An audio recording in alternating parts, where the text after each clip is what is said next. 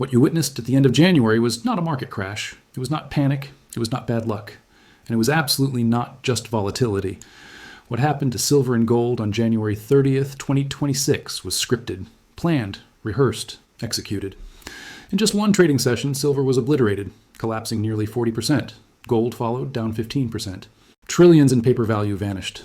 Retail investors were wiped out. Margin calls detonated across the system.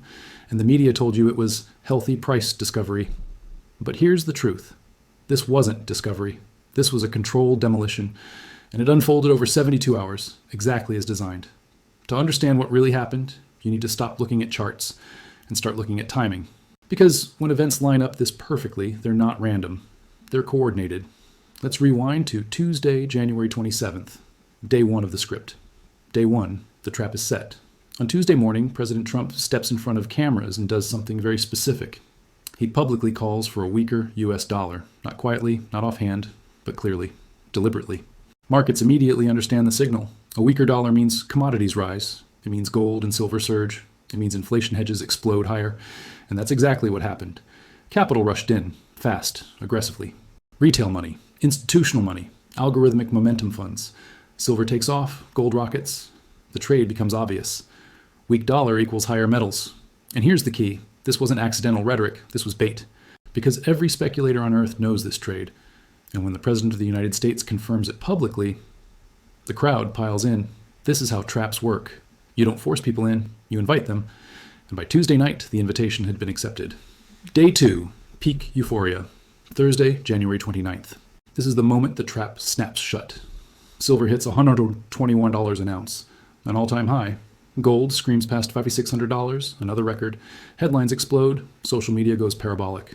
New monetary era, dollar collapse. Gold and silver repricing forever. Flows pour in at record speed. ETFs, futures, options, leveraged longs. This is maximum exposure, maximum optimism, maximum vulnerability. Every historical market operation requires one thing above all else, crowding. And by Thursday afternoon, the trade was crowded. But here's what most people didn't notice.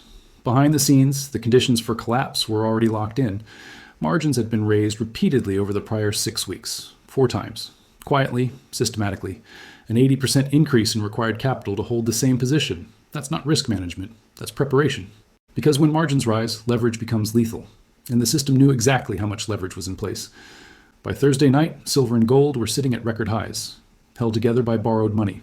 That's when the script flipped. Day 3, the execution. Friday morning, January 30th. The opening bell rings, and within hours, everything changes.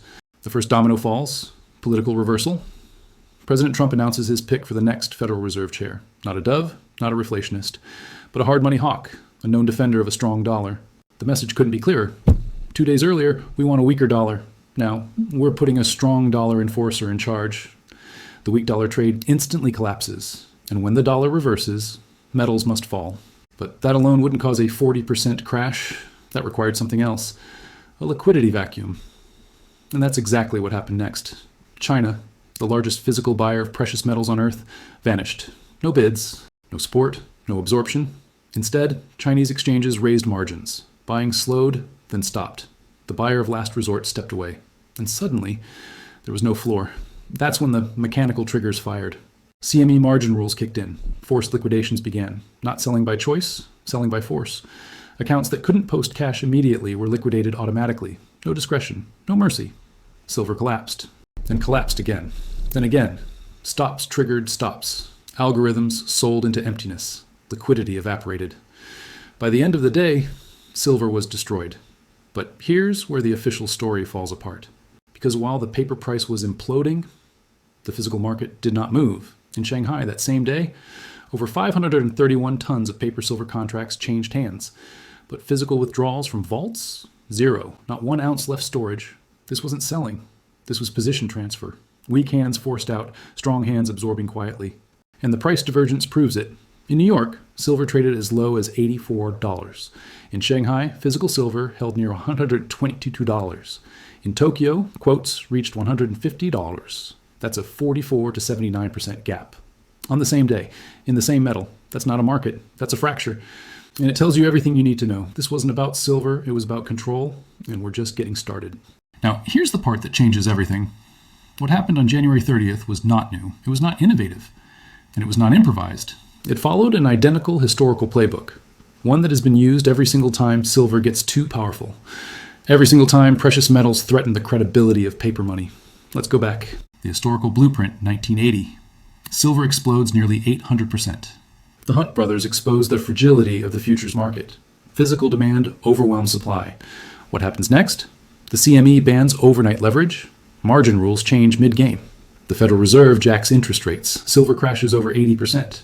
Not because demand vanished, but because leverage was executed. 2011. Silver rallies over 600%. Public interest surges. Retail piles in. The CME raises margins 5 times in 9 days. 5 in 9. Silver collapses 50%. Again, same method, same outcome. Now fast forward to 2026. Silver rallies roughly 400%.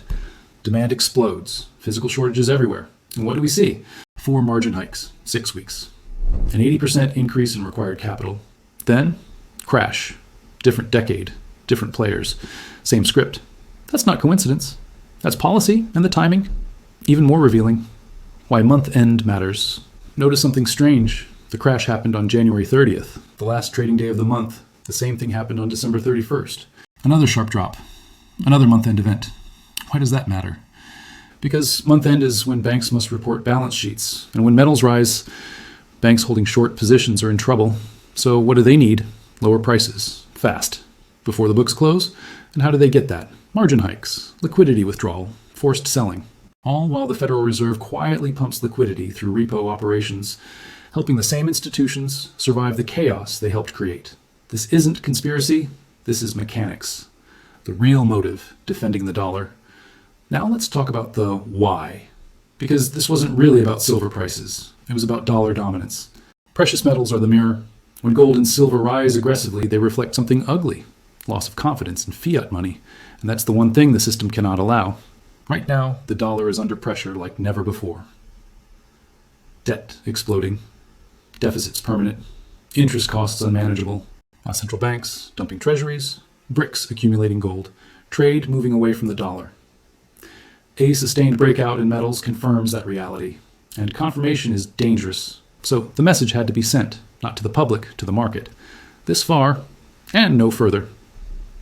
Paper versus physical. The great lie. Here's the most important takeaway. What crashed was paper silver, contracts, ETFs, promises. Digits on a screen. Physical silver? It didn't budge. It didn't sell. It didn't flood the market. In fact, it disappeared. Vaults weren't replenished. Dealers didn't get inventory. Premiums stayed elevated. The so-called sell-off never touched real metal. That SY Shanghai held 122s. That SY Tokyo hit 150. That is why physical buyers didn't flinch. Because they understand something paper traders don't. Paper silver can be margin called. Physical silver cannot. Paper silver can be created. Physical silver must be mined. Paper silver exists inside the system. Physical silver exists outside of it. The wealth transfer. And this is the hardest part to swallow. This crash was not accidental damage. It was the objective. Weak hands were forced out. Retail was liquidated. Leverage was purged. And while panic selling dominated headlines, physical accumulation continued quietly. Central banks, sovereign buyers, entities that don't trade on margin. This is how wealth transfers happen. Not loudly, not fairly, but efficiently. The public is shown a falling price. The insiders see discounted access. And history tells us what happens next. Eventually, paper and physical must reconcile. And when they do, it's not a gentle adjustment, it's violent. Why this is actually bullish. Here's the paradox. The harder the system fights silver, the more important silver becomes. You don't deploy this level of coordination, this level of force, this level of risk against something irrelevant. You fight what threatens you, and silver, real silver, is a threat. Not tomorrow, not eventually. Now, the fundamentals didn't change. Own supply deficits remain. Industrial demand is exploding. Above-ground stockpiles are thin.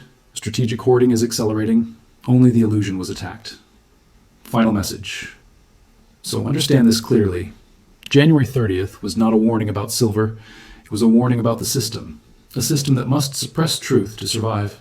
A system that punishes signals of reality. A system terrified of real money. Paper prices can be smashed. Physical truth cannot. This was not the end. It was a message. And now you know how to read it. If you found this valuable, share it, because most people will never hear this explanation, and those who do will understand what's coming next. Stay alert, stay rational, and above all, know the difference between paper promises and real wealth.